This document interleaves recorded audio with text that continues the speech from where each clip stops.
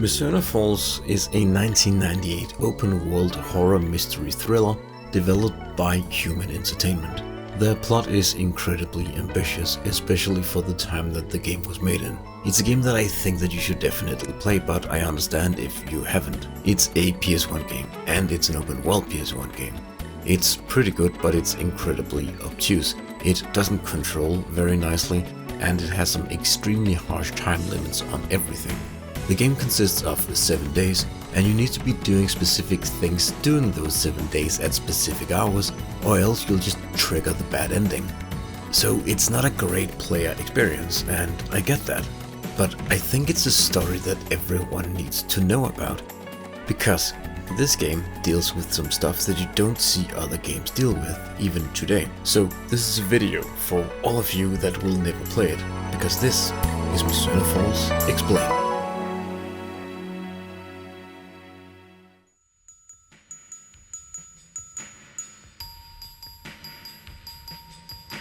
"6:13 a.m. on the 25th of December. A small town in Colorado, at the foot of the Rocky Mountains called Mizzurna Falls.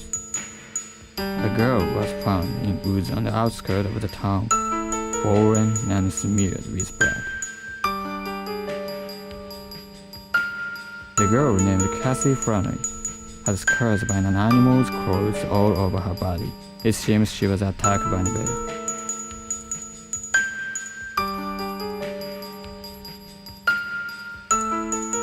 Thereafter 7 a.m. on the same day, another girl, Emma Lowland, Cassie's high school classmate, is missing, and her mother has asked police to search her.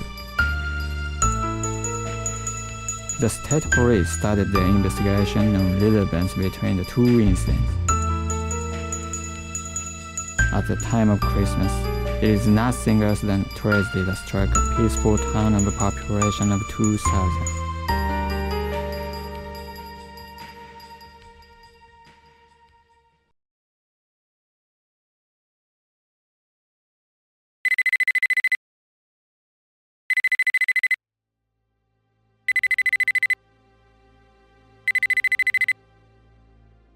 Mizzurna Falls opens up as the titular sleepy town wakes up to the news of 2 local girls having gone missing.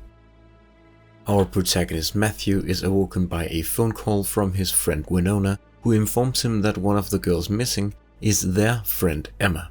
Matthew gets up and leaves his bedroom, which is a shed behind a store that his uncle Nos owns. And his timing couldn't be any better, as Nos enters the courtyard connected in the store on the shed and tells Matthew to come inside. The sheriff is here to see him. Morgan is out searching for Emma, and he asks Matthew to join him. Kathy, the other girl that disappears, was found this morning, and Morgan is heading up to the hospital to talk to her and try and figure out what happened.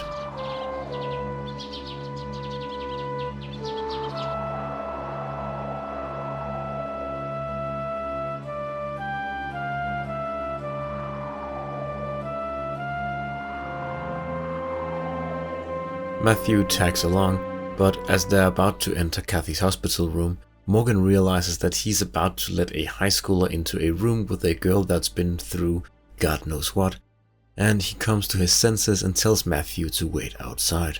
Kathy's father, Father Burton, shows up along with one of the other doctors, and they head into her room. The walls are thin, and Matthew can hear everything, including when Kathy wakes up and starts screaming, "Don't!"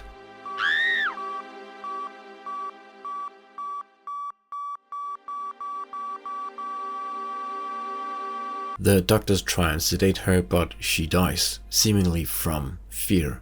Having just mentally scarred a child by letting the child overhear one of his classmates die in horrible agony, Morgan just walks out of Kathy's room and tells Matthew that she's dead, and for what I assume is shock reasons, forget that he's Matthew's ride, and also that he just mentally scarred him, and he abandons him in the hall outside Kathy's room. Matthew starts making his way downstairs to leave and figure out how to get home, but he's stopped by one of the doctors that was just in the room with Kathy, and the doctor asks Matthew if he believes in the supernatural, and if Matthew thinks that Kathy could have seen something.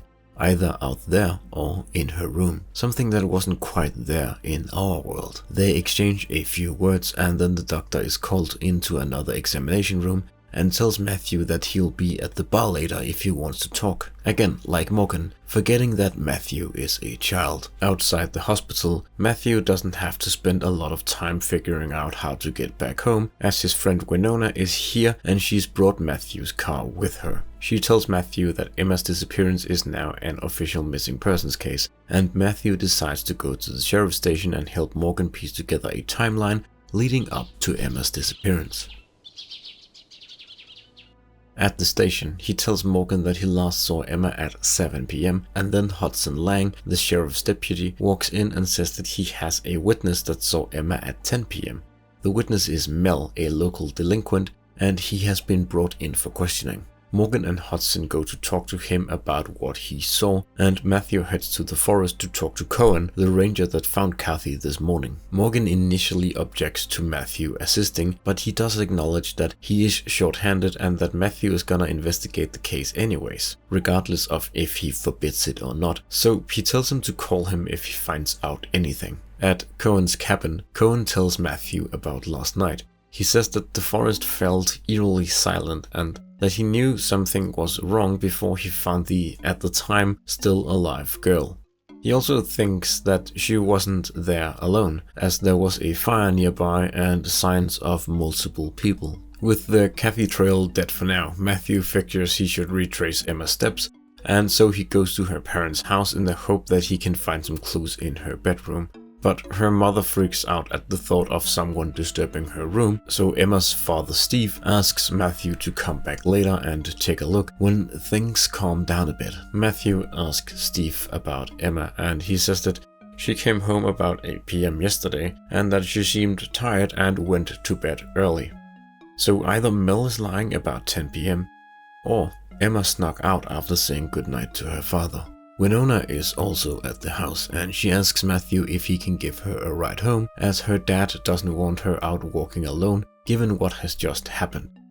During the drive to her house, she mentions that Emma was reading this strange book about philosophy. Matthew figures that that's probably the best lead they have so far, and he goes to check out the book at the library to get some insight into what Emma was going through.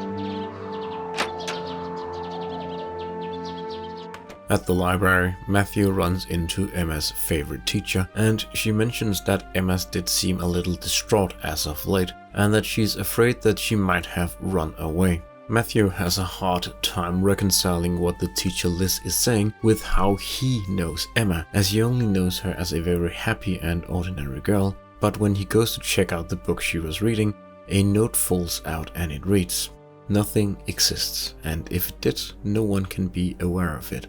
And if anyone was aware of it, they could not communicate it to others." If this is Emma's writing, then maybe Liz was right.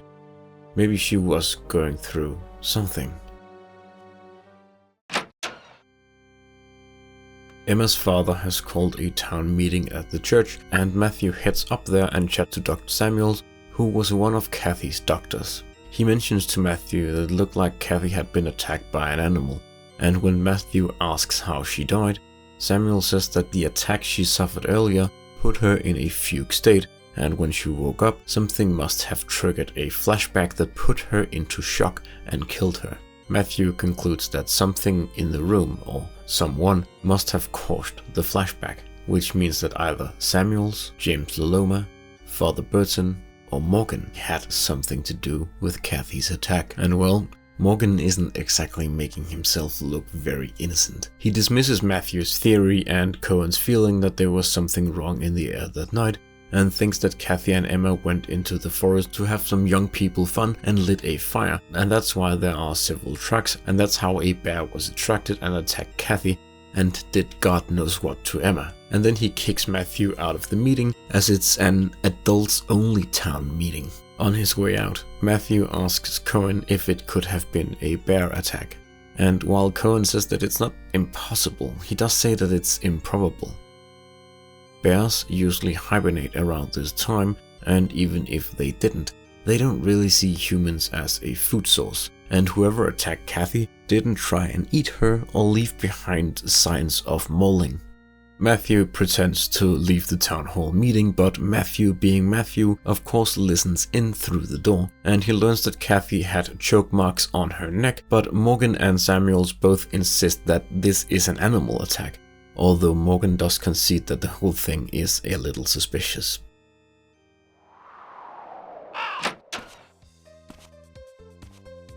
The search for Emma in the forest is starting a little later, so Matthew stops by the local diner to get a bite to eat. The girl working there today is Lorraine, and she asks Matthew if he knew Kathy and Emma were friends, and he replies that he didn't think they were. Lorraine says that she thought as much, but that she can understand if they were, as they both seemed similar in a way, like you couldn't even ever tell what either of them were thinking. As they are chatting, Mel Aston walks in, Lorraine's on-again, off-again boyfriend, and the guy that Morgan and Hudson were just questioning this morning. Matthew tries to ask him a few questions about the when and where he saw Emma, but Mel gets defensive and won't answer. Lorraine feigns being jealous and demands that he tell them what he knows, and he angrily says that he just walked past her up by Coughlin Peak and that they briefly chatted, and that Emma said that she was heading towards the church. And then Mel, he storms off. According to Lorraine, he's not having an easy time as of late. His father, Dennis Aston, is the owner of Aston Farms, and his men are striking because he won't build them new lodgings. So the business is in shambles, and the townsfolk are giving Mel weird glances. Matthew tries to join the search in the forest, but like with the town hall meeting, Morgan won't allow it. He does, however, let Matthew know that Mel was spotted at the Wolf's Bar after running into Emma, and that he has an alibi for the night. Matthew isn't quite sure why Mel would need an alibi, but Morgan says that the choke marks on Kathy's neck probably wasn't made by an animal, and that they might be looking at a possible murder case now that there is a body. Not knowing what else to do, Matthew goes to Aston Farms to check out what is happening with the protest. And he arrives just as the protesters and Dennis are arguing. Matthew asks if Mel is home, and Dennis says he doesn't know and that his room is off to the side of the building.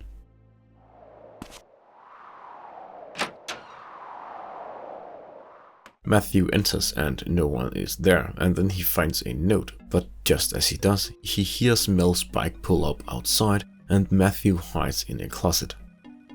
Mel enters and the phone rings, and he picks it up. He assures whoever is on the other side that he has taken care of the Emma problem, and that they will meet them on the next day on the 26th. He senses that someone else is here in the room, but just before he can open the closet that Matthew is hiding in, his father can be heard in the distance screaming his name, and his suspicion fades and he goes to see what is up. There are still a couple of hours left before the Wolf's Bar opens, so Matthew swings by to ask Samuels about the choke marks. He informs Matthew that they were sustained within 24 hours of her death, and that he thinks that Kathy was having some fun with the guy in the woods, and that he tried to feel her up, and that she said no, and then he choked her when she denied him, but that she fought him off and ran away, and that's how she ended up getting mauled by a bear. Speaking of middle-aged men who seem to know a little too much about what underage teenage girls are up to, Matthew stops by James Laloma's office and asks him about the philosophy quote that Emma wrote as a note in the book he found at the library. He remarks that it's a fitting quote for Emma, and when Matthew asks how he can know that, James tells him that Emma used to frequent the Wolf's Bar a lot, so much that she was kind of a regular, if it wasn't before. The town's watering hole is certainly a place of interest now. At the bar, Matthew orders a glass of milk and then asks the barman Wolf if he knows Emma. He says that she was a regular and that she turned heads. She had a reputation at the bar for being crazy, because one time a guy got a little too into her and she stabbed him in the thigh with a fork. She apparently always came here alone, except for one time when she brought a girl that by description sounds a lot like Kathy. Mel walks in and Matthew begins asking questions that Mel doesn't like answering. They are interrupted when a biker-looking guy comes in and starts taunting Mel, asking where Emma is. The biker senses that Matthew is confused by their relationship and says that Mel was always trying to get with Emma. Matthew and Mel start arguing and it devolves into a fistfight. Matthew is victorious and Mel runs off. Winona calls and asks Matthew to meet her at the park. Turns out that the girl that Emma brought into the bar that night wasn't Kathy, it was Winona. She was shocked that night, shocked at what her friend was really like, and shocked at the kind of place she liked to frequent. Emma asked her that night if Winona would be sad if she disappeared, even though she told her, of course, she regrets not being able to tell her more, like what she's feeling now. Matthew and Winona hug it out.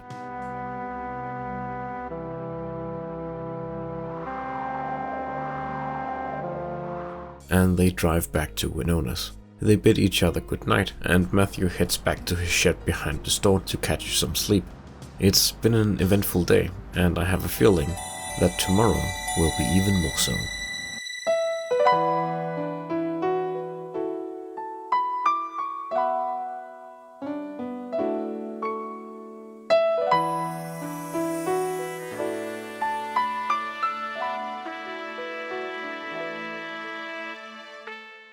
Matthew wakes up bright and early. A bear has been spotted in the forest where Emma and Kathy were supposedly attacked, and Morgan has organized a hunt for it. Morgan obviously won't allow Matthew to join them, but Nos is keen on having him there for his first bear hunt, so Matthew shows up at 7 AM to sneak in before Morgan shows up.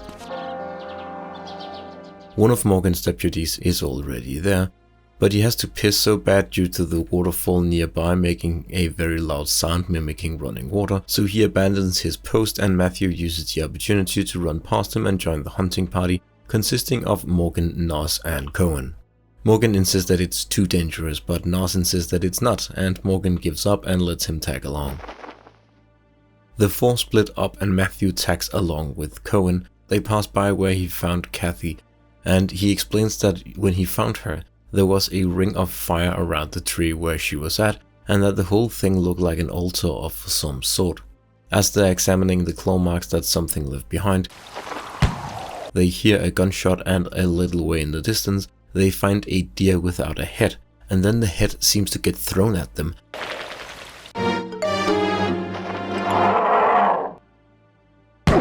And then a bear jumps out of nowhere and attacks Cohen. At Cohen's insistence, Matthew runs away and seeks shelter at a nearby cabin where he fetches a gun. It is out of shells and he smashes the ammo cabinet's glass window and gets some and reloads the gun, and then as he does, the bear comes crashing through the door and Matthew starts firing.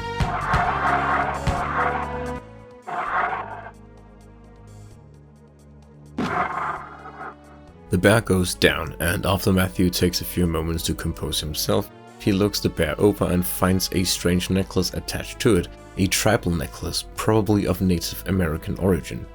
Cohen is rushed off to the hospital and Matthew heads to Kathy's funeral. At the service, something happens. Someone that Matthew and Winona doesn't know is here, which in a town of 2,000 people doesn't happen a lot.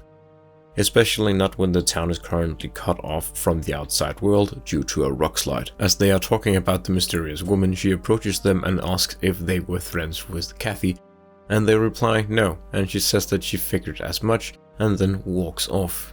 Winona and Matthew ask Father Burton about the woman and where she lives, and he says that they should stay away from her, and that he doesn't know her address or what part of town she's from.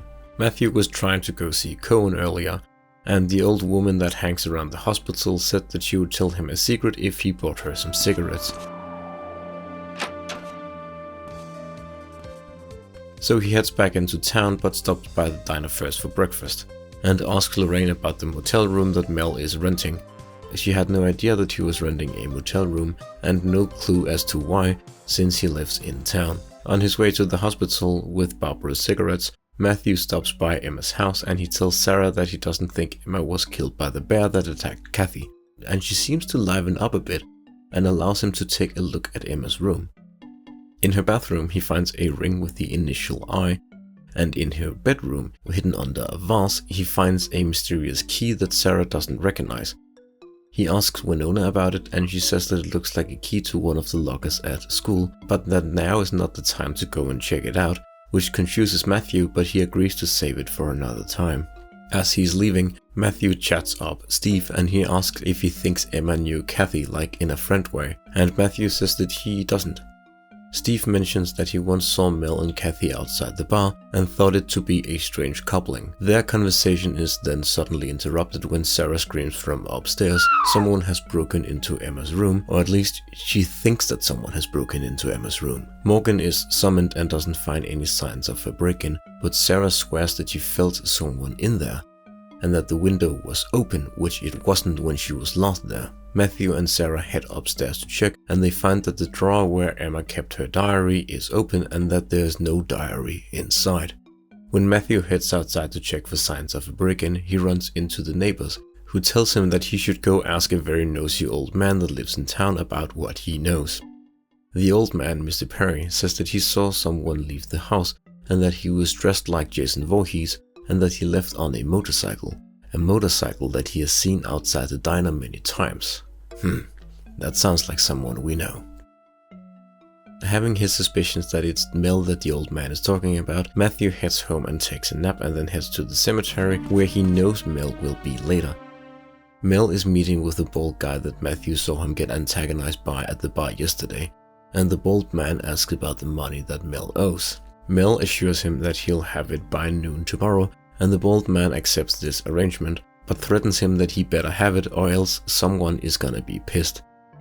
And he's not gonna be as nice as the bald man is.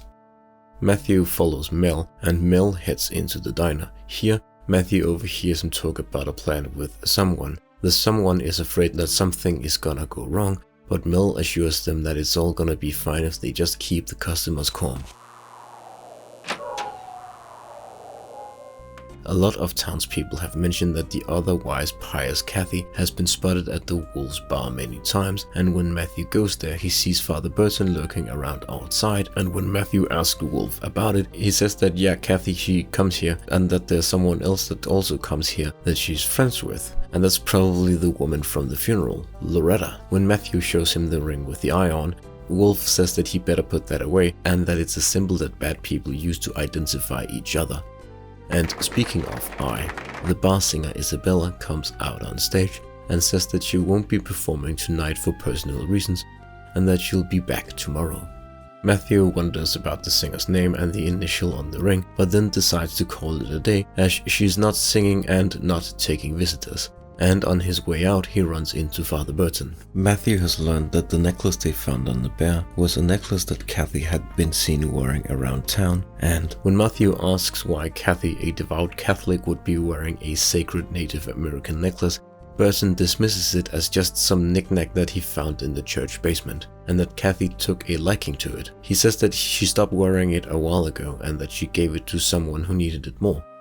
Matthew mentions that they found the necklace on the bear, and Burton gets flustered and says that someone must have given it back just before she unfortunately died.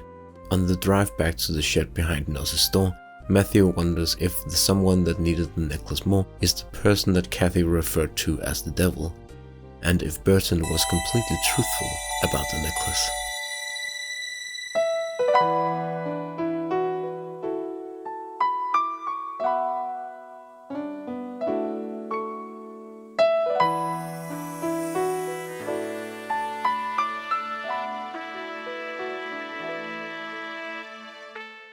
Matthew gets up early and tries calling Winona at her house, but it's her dad that picks up the phone, and he says that she went to the lake early this morning to look for something, which makes sense since that's the last place that Matthew saw Emma. He finds Winona at the lake and demands that they go see what the locker key that Emma was hiding is for, and Winona relents and agrees to tag along.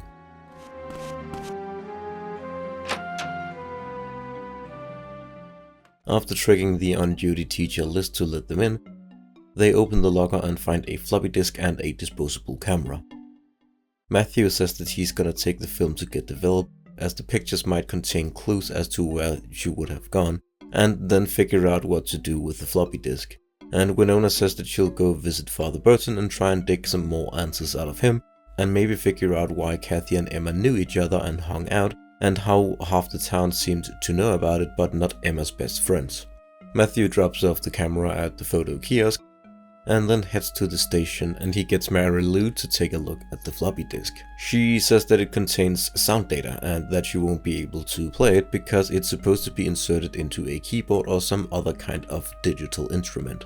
Emma plays the piano, and Matthew remembers seeing one at her house, so he drives over there and asks Sarah about the floppy, and if they have a piano it fits in. And they do, and the floppy disk does fit.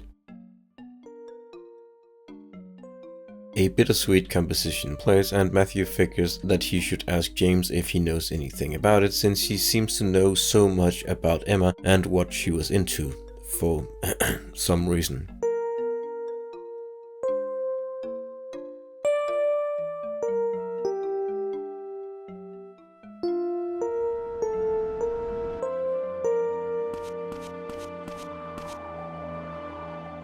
At the hospital, Matthew asks if James knows about the song, which is called Eternal, like the book of philosophy that she was reading, and he very cryptically replies that Matthew will get his answer if he comes to the bar at 10 PM tonight. Matthew calls Morgan to update him on his progress, and Morgan suggests that they meet up at the diner for burgers and a chat. At the diner, Lorraine doesn't seem like her normal cheery self, and she seems very on edge, getting startled at every little noise and every sudden movement. Just as Morgan shows up to the diner, two armed and masked thugs burst through the door and start pointing their guns at people and demand that Lorraine empty the register and that everyone else surrenders their wallets and valuables. Morgan and Matthew initially tried and defused the situation, but after Matthew gets pistol whipped, Morgan yells at him to just hand his money over, as it's not worth dying over. The thugs then make their escape, and in the aftermath, Morgan questions Lorraine, asking her just how much she thinks they took, and she says that it's a lot since she didn't take last night's earnings to the bank just yet. Matthew sticks around and waits for Morgan to leave, and then he confronts Lorraine and asks if one of the thugs was Mel. She tries to deny it, but Matthew lets her know that he overheard her and Mel planning it yesterday, and then she gives up and tells Matthew that Mel is gonna be hiding at the Aston Farms workers' lodgings, and Matthew then heads there. At the lodgings, he quickly spots Mel's accomplice, and then he follows him from the shadows and enters their hideout. Matthew spies on Mel talking to the bald guy from the bar, but then he gets busted when Mel's accomplice walking out of the bathroom sees him snooping, and then a fight erupts. Matthew gets the upper hand in the brawl, and the bald guy pulls out a gun on Matthew, but just as the bald guy is about to shoot Matthew in the head, sirens are heard outside and he runs off instead, leaving Mel and his accomplice to get caught. Matthew asks Morgan how he knew to come here, and he says that Lorraine called. He's angry that Matthew went off on his own, but he's glad that he's okay. Matthew tells him about the bald guy and that he probably has the money now. What is strange though is, where is Emma's diary? Mr. Perry saw a guy sneak out of the Rowland house dressed just like Mel and his accomplice, so Matthew thought that the diary would be at their hideout, but it's not. He figures that he should pop by Mel's house and check if it's there, and it is, so Mel was the burglar that Sarah saw. In the pages of the diary, Matthew learns that the wild Emma that half the town knows about was apparently the real Emma, and that the person that Winona and Matthew knew was a facade she put up. She knew all these people and all their problems. She had friends like Isabella, Kathy, Mel, and James that none of her friends at school knew about, including what most people thought to be her best friends. The diary mentions that Isabella is in danger and that Kathy is involved. Matthew wonders what the hell that just means and what it has to do with Emma's disappearance. On his way back to the station to help interrogate Mel, he stops by the photo place to pick up the photographs, but the clerk says that Winona already picked them up, like he told her to do, which is weird, because he didn't. Strange. Matthew hands over the diary to Morgan and says that Mel has to know where Emma is. Morgan is crass like he usually is, but he thanks Matthew and deputizes him, making him an official part of the investigation. After all, he's uncovered more vital evidence on his own than the entirety of the department combined, at least according to Morgan. Emma's diary states that she was supposed to meet Mel on the 23rd, which Matthew can confirm as he has the receipt from Mel's hotel room on the 23rd. But according to Mel, he didn't meet Emma on the 23rd, but both Morgan and Matthew are pretty sure that he did. And they know he met her on the 24th according to his own witness statement. So they just have to find some concrete proof that they were in the same room on the 23rd, and also figure out what this thing is that Emma keeps mentioning that Kathy needs. Matthew goes to check the motel room guest book and learns that a Kathy Rowland, Kathy and Emma's names combined, did stay at room 3 on the 23rd, and the clerk even says that she hasn't actually checked out yet, but that the spare key is missing. Matthew has a weird hunch that he knows where the key is, and he drives up to the church that's on the same hill as the motel. He asks Father Burton if he's seen a motel room key in Kathy's room. Father Burton goes in and checks, and there it is, and he hands it over, and Matthew heads back to the motel and enters the room. The room initially looks relatively undisturbed aside from an unmade bed, but in the bathroom there is a red substance splattered all over and the word Epoch written in the substance on the mirror. Matthew begins combing the room for clues, and behind a lamp he finds drugs labeled Epoch, and he decides to go visit Samuels and see if he can get him to look at them so he can find out exactly what they are and what they are for. On the way there, Matthew stops for gas, and he uses the occasion to check in and see if Winona is home, which she is, and he asks her about the pictures. She apologizes for just taking them and shows Matthew the one that's of interest. It's a picture of a bridge in the park with a no entry sign on it. Apparently there is a sacred Native American site just beyond the gate, and it's closed to the public for some reason. With that question fresh in his mind, he continues his journey to the hospital to get the drugs tested, and stops by James' office to ask about the site. James says that he doesn't know why it's blocked off. There is just a cave and a cave painting in there. If someone really wanted to, they could just climb the cliff face nearby and gain entrance into the cave. But that Matthew should probably just go ask Morgan for permission if he wants to go in and see the paintings and look for clues. Matthew asks him about the pills as well, and he says that he doesn't know anything about drugs. Matthew then asks Samuels, who says that he should ask James since he used to be a pharmacist and knows more about this stuff than he does. That's strange. Matthew doesn't have time to figure out why James would lie, and he swings by the station to ask for Morgan's permission to enter the caves. And Morgan accompanies him to the site and they begin investigating. Inside, they take a look at the titular cave's cave painting. Apparently, the design is supposed to look like the natives are praising the sun, but it doesn't really look like that to Matthew. It looks more violent. There aren't any clues inside the cave that could point to where Emma was coming from or where she was going, so they both head outside to look in the surrounding area. And here they run into Cohen, who's out patrolling the site like he usually does. But it's a little late for that, isn't it? Not finding any signs of Emma in the area, Matthew begins making his way to the bar to see what will happen at 10 PM like James cryptically told him to do. While waiting at the bar, he asks James about the cave painting, and James confirms that they aren't praising the sun. They are dead bodies that someone is trying to resurrect, and that the site was where the natives used to perform the death journey ritual. Before James can explain the ritual, Isabella comes out on stage and begins singing. Rain, lights fall from the sky.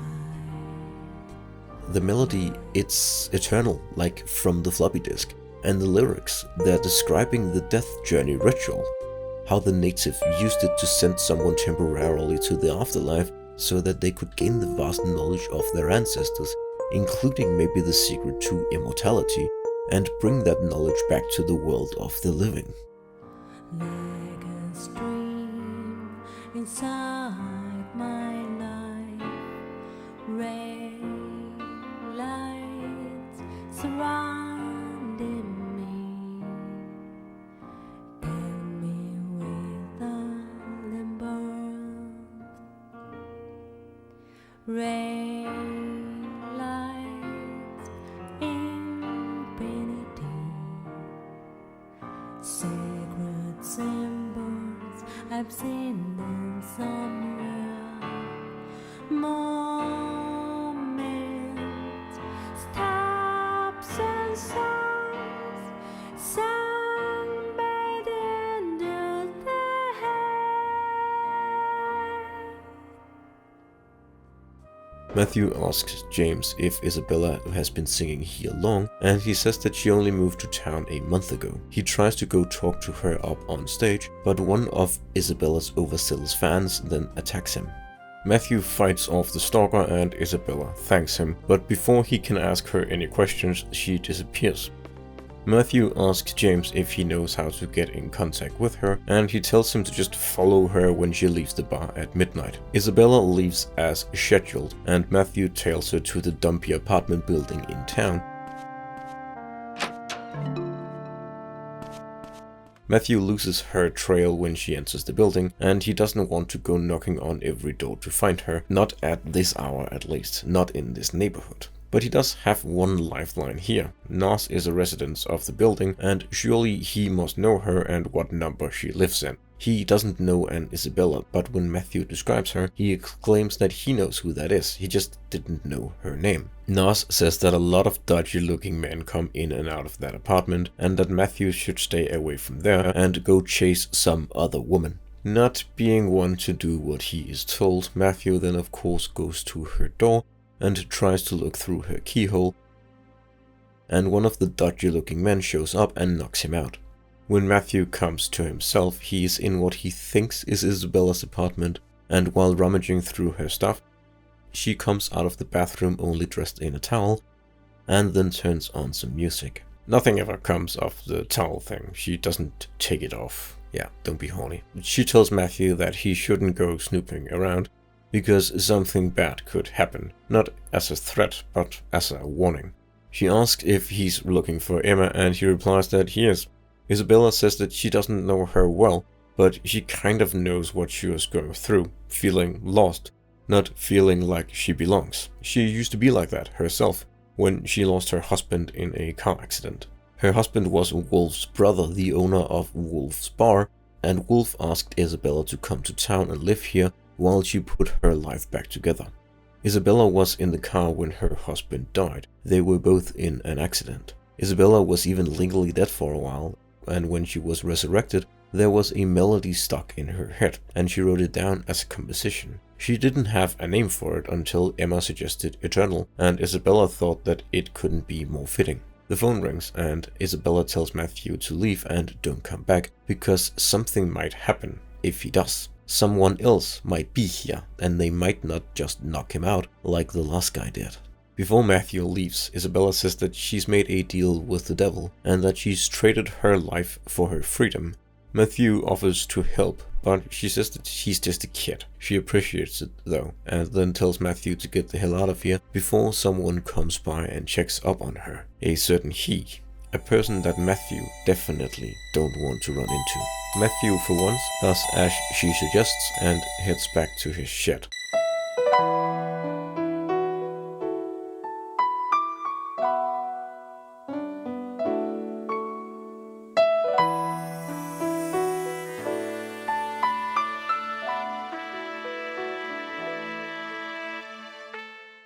It's late. Matthew has slept in. He walks into the store and shows off his new badge to Winona. He had completely forgotten to show it to her yesterday, with everything going on. She's very impressed and glad that he can now assist the investigation in a more official manner. Not quite knowing what to do next, Matthew drives around town and finds himself at the park. He gets a phone call letting him know that Mel is getting released from jail as his father has posted bail. He rushes there and tries to stop it, but Morgan says that there's nothing they can do. The law is the law. Mel isn't exactly grateful that his father has bailed him out, but he leaves nonetheless. Cohen is also at the station. He's struggling with Kathy's death. He thinks it should have been him getting mauled. She was young, he is old, and he's going to have to live with the fact that had he showed up maybe a few moments before he did, when he found her, she might have lived. Matthew tries to reassure him that it wasn't his fault and that he couldn't have known and probably couldn't have done anything, but Cohen is unreceptive towards Matthew's reassurances. Samuels calls Matthew and lets him know that he ran a chemical test on the drugs he found. At the hospital, he lets him and Morgan know that it's Epoch, a powerful hallucinogenic. Apparently both Kathy and Emma were into this stuff, and taking it feels like you're getting touched by a holy power. If you have a good trip, that is. If it's a bad trip, then it feels like being trapped in a room with the devil. Matthew wants Morgan to arrest Mel since the drugs are his, but he says they can't do that. They don't have enough evidence, and if Matthew wants to see Mel behind bars, he must find the evidence to connect the drugs to Mel.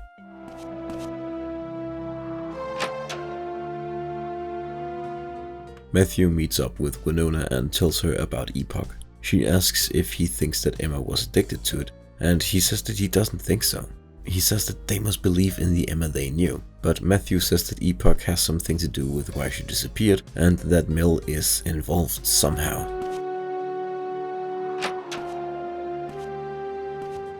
At the diner, Lorraine tells Matthew that while she believes him, she just doesn't think that this is something that Mel got into until recently, but that it would explain why he was suddenly in need of a large amount of untraceable cash. Being at a dead end, Matthew figures that he should go ask James, since he obviously knows about drugs even though he says he doesn't. While he doesn't provide any drug-related insights, he does ask the question, where did Mel get the drugs from? And could the drug suppliers Mel got the drug from, which he owed money, have taken Emma as collateral maybe? While at the hospital, Matthew heads upstairs and checks in on Barbara, since she was very close to Emma, and to give her her cigarettes, which he promised her some time ago. Liz is also there, which makes sense because she is Barbara's granddaughter, and they're each other's only family.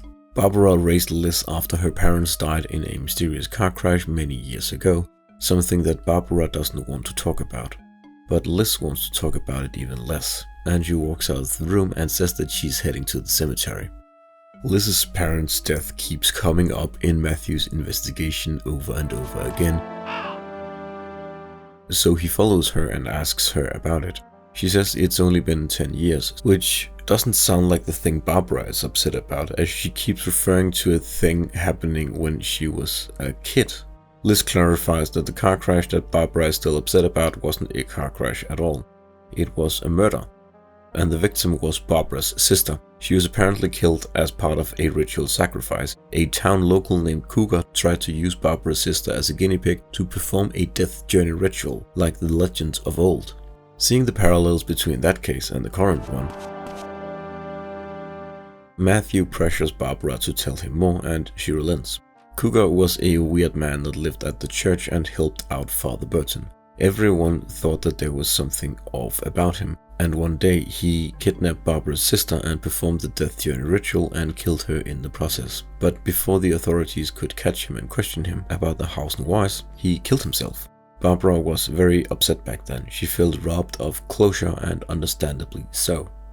Downstairs, Matthew asks James if he thinks Emma was interested in that case, and he says that he doesn't know, but that he's sure that if she heard about it, she would have taken an interest. James says that the ritualistic killings have been going on for 400 years, and if Matthew wants to know more, he should show up at the bar tonight. The bar doesn't open for another few hours, so Matthew stops by the diner to get a bite to eat, but just as he's about to enter, Mel's robbery accomplice walks out, and Matthew tries to ask him about where Mel is, but he runs off. Matthew chases after and corners the guy, and they get into a fight. Just like last time, Matthew beats him up and forces him to tell him where Mel is. He says he doesn't know, just that Mel told him to give Lorraine a note that says, "Meet me by the room at the lakeside." Since the lake is next to the church and Matthew has plenty of time before he needs to be at the bar, he swings by the church on his way to the motel at the lake to ask some questions. Father Burton says that Cougar was the devil and that Matthew should stay on the righteous path, and other gibberish in what has become traditional Father Burton style. As Matthew heads out of the church, the nun standing by the door asks for a donation, and Matthew gives her a little cash and then asks if she knows anything about either of the ritualistic killing cases. She says that she does. She was here. Cougar, like we learned earlier, lived in the basement, and he killed Barbara's sister by the big tree in Barrows Forest. The basement is where Father Burton found the necklace that he gave to Kathy, and the big tree in Barrows Forest, that was where Cohen found Kathy. That cannot be a coincidence. Heading down the mountain again, Matthew figures that the room by the lake is the motel room that Mel has rented previously, and when he knocks on the door to that room, Lorraine is there and she says that Mel isn't here. Matthew knows she's lying though.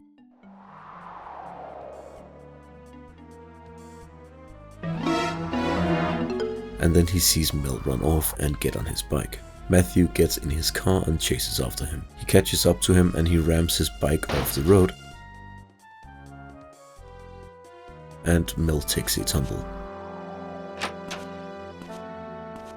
Later at the station, Mel confesses that he was working with a dealer named Bonehead, the bald guy that we've seen on several occasions, and he says that Kathy was the one that wanted drugs, but that she was too scared to buy them for herself, so she got Mel to do it for her. And to do their deals, they would meet up in that room that she rented on the 23rd. Kathy was gonna meet with someone on the 24th. Mel doesn't know who, as Kathy told him that his presence wasn't required and that he wasn't invited to the festival. Mel doesn't know where Bonehead lives. He always contacted him, not the other way around. Mel also lets it slip that Bonehead is Isabella's driver and that Kathy learned about Epoch from Isabella and where to get it.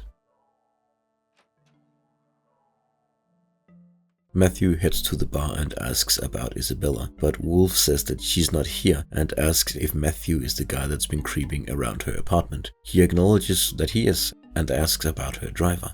Wolf confirms that Bonehead is the driver, but warns him to stay away. Bonehead is bad news.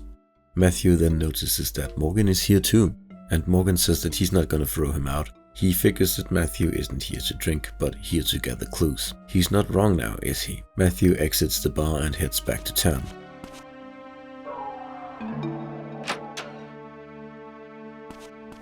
Isabella is either not at her apartment or she doesn't want to answer the door. Nos comes out into the hallway to see what the noise is all about. He mentions to Matthew that the building has air ducts, but that he shouldn't crawl into them, which he definitely doesn't do and uses to gain access to Isabella's apartment. Inside he finds a picture of a cabin in the woods, and as he makes his exit he runs into the stalker that's been harassing Isabella. The stalker runs off and Matthew chases after, and he catches up to them and asks them what the hell they're doing. They say they just wanted to know where she is because she's missing. They also mention that aside from the bar and the apartment, the only place they've ever seen Isabella is once at the junkyard. And with no better leads, Matthew heads there next. After searching the site for a while, he enters a derelict bus and finds it not only to be covered in blood, but also containing a massive stash of Epoch. He reports it to Morgan and the town's police force shows up in full force to investigate. Morgan doesn't think Isabella is the one dealing Epoch, and he finds it curious that Epoch is stashed in a junkyard that just so happens to be owned by Dennis, so he sends his deputies to bring him in. It's been a long day and Matthew heads back home to get some rest.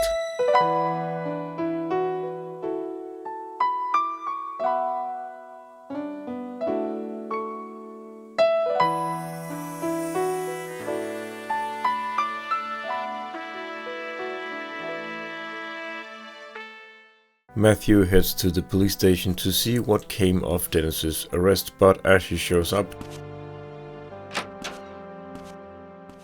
Dennis is heading out after a night of interrogation.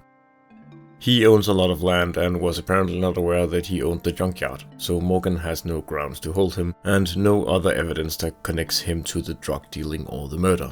Mary Lou, Morgan's assistant, tells Morgan that she needs to go add something to the board. Matthew asks what board, and apparently the department has been keeping a meticulous record of all the evidence and information of interesting things pertaining to the case, on a whiteboard in the back of the station.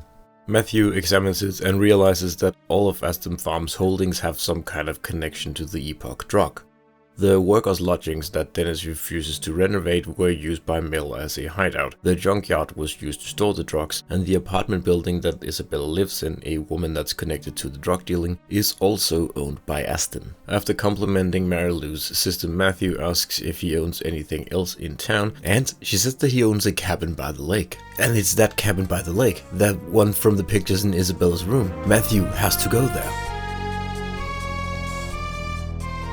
He tries to rent a boat from the boat rental place, but the owner won't let him, but accidentally lets it slip that someone else is out there on the lake, which is probably Isabella. Matthew confronts him about it, and he just spills the beans and says that some shady people showed up and told him not to rent out any boats today, but now that Matthew knows, he is letting him take one so that he can go chase after whoever is out there. Winona calls and asks Matthew to meet her at the boat rental place, which is convenient. And she shows up and gives him a note she found belonging to Kathy, a note telling Emma to meet her in the woods on the 24th, which means that they did meet that day.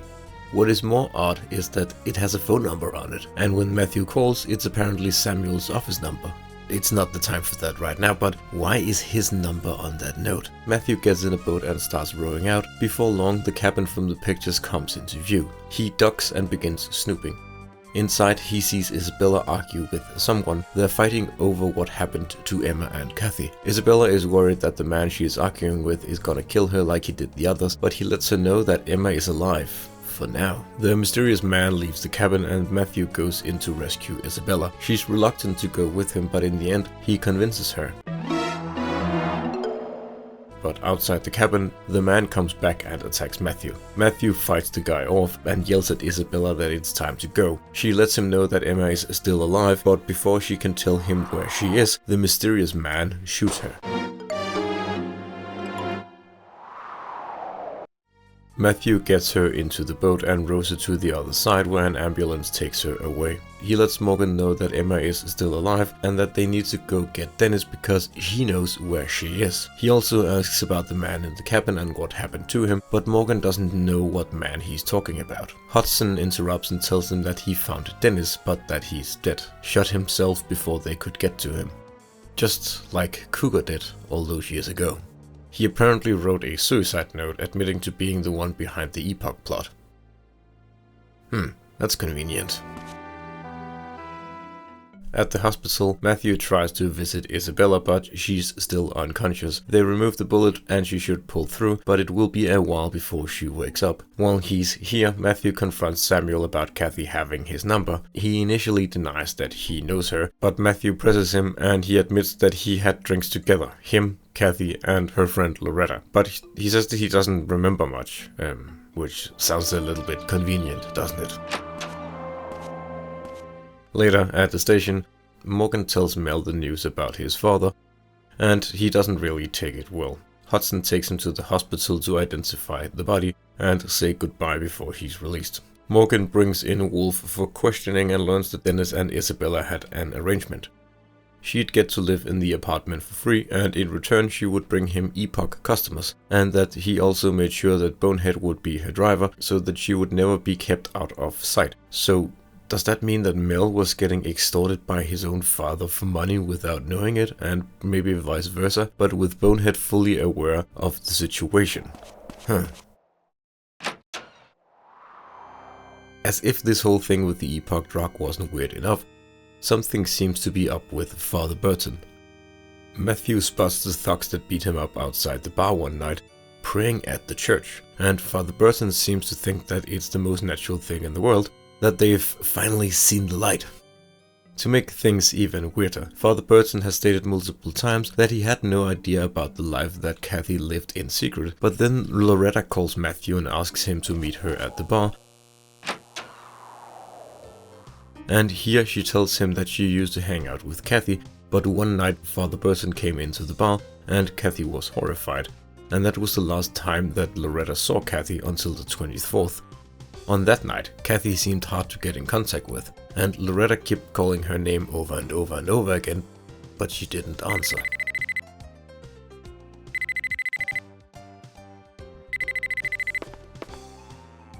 Matthew gets a phone call. It's Winona. She says that she's gonna go see Father Burton. Loretta asks who it is, and Matthew replies that it was Winona, telling him where she's going. Loretta is horrified and exclaims that on the 24th, the only thing Kathy said once Loretta actually got through to her was that he killed me. She tells Matthew that he has to go to the church now. Something is gonna happen to Winona. Matthew rushes to the church, but it's completely empty. He checks Kathy's room and sees a note dated on the 24th. It contextualizes what Loretta was saying earlier. In the note, Kathy writes that her father strangled her and tried to kill her because of her nightlife. Matthew hears someone behind him and he turns around and sees Father Burton, and then he gets knocked out. When he comes to, he is tied to a chair. Father Burton begins to tell him his side of the story. He saw Kathy at the motel doing drugs and says that the child turned away from God and gave herself to the devil. He decided on the 24th to put her out of her misery, since she had strayed too far from God to be saved. He gets up and points a gun at Matthew. Says that all humans are animals that breed, that God is moral, and then he turns the gun on himself and pulls the trigger. Matthew manages to wiggle out of his restraints and wonders where he is and how to get out. Is this perhaps the basement where the necklace was found?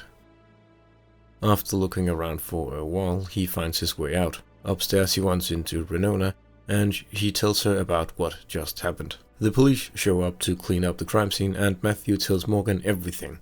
Tells him about what Father Burton saw, what he did, and how he in the end killed himself because he couldn't live with the guilt. It's still not the whole story, is it? Why were they in the forest to begin with, and where the hell is Emma?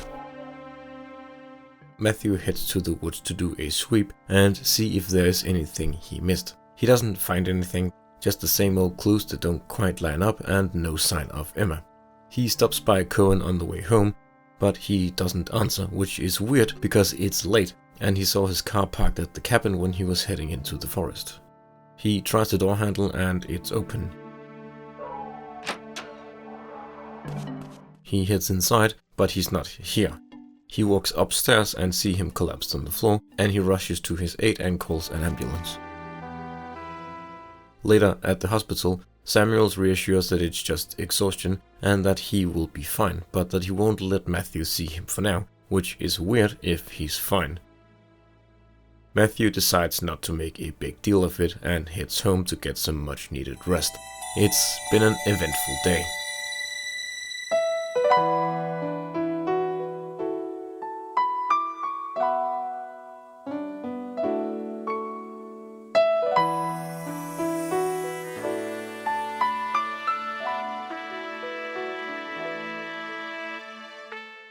Matthew gets up and heads to the hospital. He runs into Samuels and asks about Isabella, but she's still not up. Samuel remarks that he can't believe that such a pretty lady would be dealing drugs, and Matthew remarks that she wasn't. Dennis was the one dealing. He then ponders where Dennis got the Epoch from, and Samuel says that he probably has someone working for him that's making it. Anyone with basic pharmacological knowledge would know how. How curious. Isabella might not be up, but Cohen is, and Matthew goes to visit him to see if he's okay. Given the circumstances, he seems fine, and he gives Matthew a key to his lodge so that Matthew can go get an envelope for him. When Matthew returns with the envelope, Cohen begins to explain why he's so distraught by this case. He used to be in the military, and that's how he learned about the Cougar murder. The military investigated the case back then and tried to find out if the ritual was real or not. The reason he ended up here in Mizzurna Falls is because he felt he needed to watch over the forest, because he sensed some truth to the ritual, and in case someone attempted to do it again, and now someone seemingly has.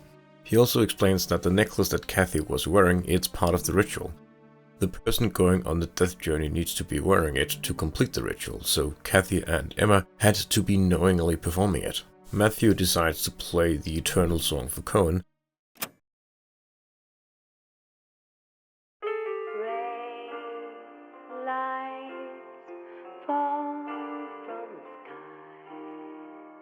And Cohen says he knows the tune, but not from Isabella. When he was working for the military, they used to perform all sorts of experiments relating to post-death experiences, and among other things, they gained knowledge of this song. Someone who had a post-death experience came back humming this same melody. Cohen mentions that Mizzurna is the name of some kind of spirit in local Native American mythology, so Matthew heads downstairs to ask James about that. He says that he'll tell him at his house tonight, but while they're talking, Matthew notices that James is wearing the ritual necklace, and James says that he's just doing it to see if it does something. Matthew examines the necklace, and he notices that James has a big scratch on his neck, like someone fought him off. Matthew asks if he can have the necklace, and James allows it, on the condition that Matthew returns it to him when he's done with it. At James's house, he begins explaining the ritual. The prophet is the one that must place the necklace on the person undergoing the journey. The person wearing the necklace will then have Mizzurna, the spirit, descend into their soul. The dead person will then be reborn with the full knowledge of the world of the dead, which Kathy wasn't, so that means something didn't go right. The whole town is named after the ritual, Mizzurna Falls. Mizzurna descends. James is obsessed with the ritual. He wants to undergo it himself. Matthew is uncomfortable with the situation and decides to head home.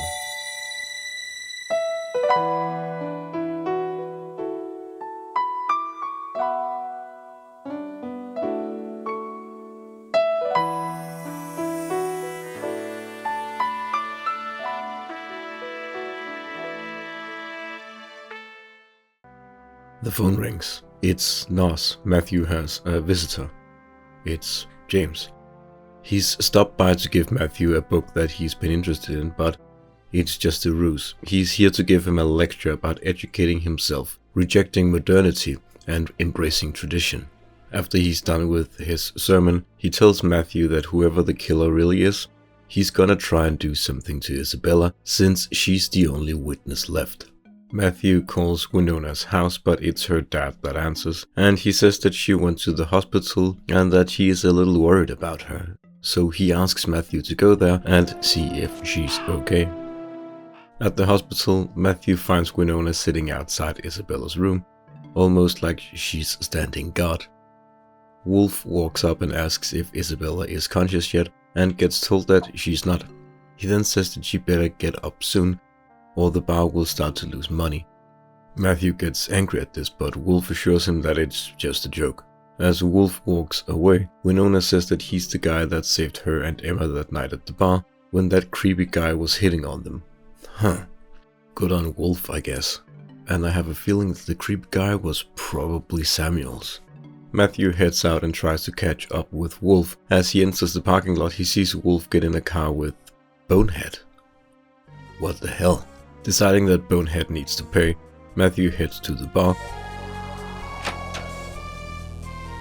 and he gets there right before Mel, who has his own bone to pick with Bonehead. Morgan shows up though and diffuses the situation, and while they're all talking, a call comes in, informing them that Isabella has woken up. Wolf and Bonehead can wait. Matthew must go and talk to Isabella and figure out the identity of the person behind all of this. Winona and Matthew rush to the hospital and find it completely deserted, except for an orderly that's lying dead on the floor. Matthew tries to phone Morgan, but he isn't picking up, and he tells Winona to take his car and go get help. He's gonna go and try and save Isabella before who knows gets to her. Upstairs, Matthew finds Isabella's room empty, and the guard posted outside is lying on the floor, writhing in pain. Matthew tries to get him to tell him where she is, but before he can blurt it out, Matthew hears Isabella's screams from the basement. He rushes down there to save her and sees her tied to a chair. As he tries to loosen her bonds, Bonehead shows up and smacks him in the head. Bonehead pulls out a gun and points it at Matthew, and a gunshot is heard. Bonehead clutches his arm. He's the one that's been shot. James shot him in the arm and saved both of them. He didn't do Bonehead in though, and Bonehead manages to escape during the whole thing. Isabella says that they must hurry. Wolf is the culprit behind the whole thing. He takes girls and gets them hooked on Epoch and turns them into his slaves. James and Matthew haul ass and head for the Aston Farm warehouse. There are no immediate signs of either Wolf or Emma at the warehouse, so James and Matthew split up and search the premises. Matthew hears some noises from a room, and in the room, Bonehead is pouring gasoline all over the place. But more importantly, Emma is here. She's alive. Since the whole Epoch thing is kaput, Bonehead and Wolf are here to clean up and take care of their final witness. Although Wolf thinks it's a shame since Emma would have made a good slave. Matthew pulls out a lighter and threatens to set all of them on fire. And Wolf pulls out a gun and points it at Emma's head. Bonehead suggests they settle this thing with their fists, and Matthew agrees. Like so many times before over the course of the last week, Matthew beats the piss out of his opponent. Wolf yells at Bonehead and the two get in a fight over who is to blame for their whole operation going to shit. Wolf shoots Bonehead, and then Bonehead shoots Wolf in the shoulder before Wolf finishes Bonehead off. The bullets flying around everywhere sets the warehouse on fire, and Wolf escapes, dragging Emma with him. Matthew chases after them through the burning warehouse. He corners them on the roof where Wolf attempts to empty his gun into Matthew, but he's out of bullets. Wolf, realizing it's over, takes some Epoch and begins taunting Matthew. Says he doesn't know how to live, says he's weak, and then he pulls out a knife and attacks Matthew. Matthew beats the shit out of him and walks over to Emma, but just as he does, Wolf tries to attack him but is shot by someone from a distance. He tells Matthew that it's too late, that Emma is addicted, that she will never be the same, and then he falls to his death. It's over.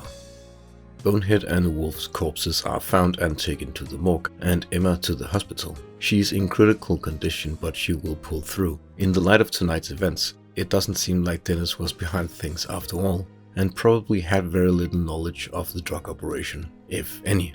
Matthew thanks Morgan for shooting Wolf before he could end him, but Morgan says he didn't do it, and that there are no reports of anyone doing it. As they are standing around being confused by this, one of the deputies runs over and says that the ambulance with Emma in it never arrived at the hospital. The cops rush to the hospital, but Matthew knows it's not gonna be a logistical issue, and he makes his way to the forest. He runs into Cohen and asks him what he's doing here. He tells Matthew that something is wrong with the forest tonight and that they need to hurry. They run towards the ritual tree and find Emma. She's unconscious but alive. Cohen thinks they interrupted whatever was about to happen, and then he's shot. It's James. James is behind it. James has been trying to perform the ritual with the girls. He's the one that's been manufacturing Epoch, which is essential to performing the ritual, and was the missing piece the military and Cougar couldn't figure out. Apparently, the only reason the whole thing didn't go right on the 24th was that a bear did attack them and interrupted the whole thing. Kathy was injured, James was injured, and Emma, she ran off. Wolf must have found her and kept her alive, knowing that if James performed the ritual, then there would be no more Epoch, and he couldn't have that. James demands that Matthew give him the necklace. Matthew says he could just destroy it. James might shoot him, but it would ruin his chances of performing the ritual. James shoots Matthew in the arm to make a point. And then James is shot by the barely alive Cohen. Emma wakes up during the commotion and runs off. Cohen tells Matthew to take his gun and end things. Matthew chases after James and Emma and catches up to them. Emma says that she doesn't know where she belongs in this life, a normal thing for a teenager to worry about, but who knows if it's just that with all the Epoch in her system. James is here. Cohen shot him good and he's not doing too well. He downs some more Epoch to regain his strength, at least enough to really fuck things up one final time. He rambles on. He downs more Epoch and gets a little more crazy than he already was. Exclaims that he's no longer a human, that he exists outside time, and that not being immortal is worse than never having existed at all. James pulls out a gun on Matthew, but Matthew pulls his faster and shoots him. James takes a tumble off a cliff and into the dark waters below. Matthew falls backwards and lands on his back. He looks up at the full moon as the sky changes and swirls.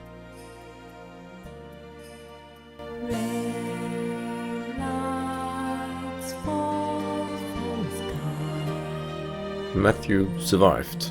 The forest became calm again. Isabella left town. Dennis's involvement with the Epoch trade remains unknown. The hermit that kidnapped Isabella was never caught.